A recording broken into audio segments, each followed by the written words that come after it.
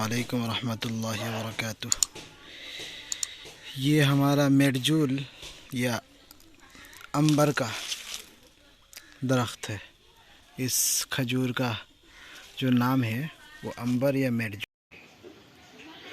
माशाअल्लाह दरख्त तकरीबन 3 साल 3.5 साल का हो रहा है ये वाला, और इसका नाम मेरे ख़्याल से अंबर या मेडजूल होगा। जो सबसे बड़ा साइज़ का खजूर होता है वही है ये। अल्हम्दुलिल्लाह ये हमारा अजवा का दरख्त है।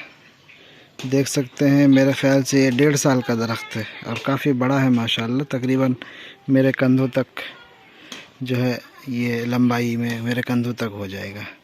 ये भी मेरा अजवा का दरख्त है और ये भी हमारा अजवा का ही है। अब अल्लाह जाने ये नर है या मादा। अगर अल्लाह करे ये जो है मादा हो तो इंशाअल्लाह खजूर आएगा।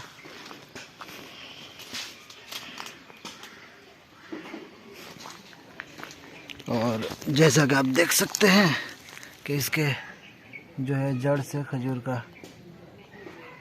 पौधा होना शुरू हो गया।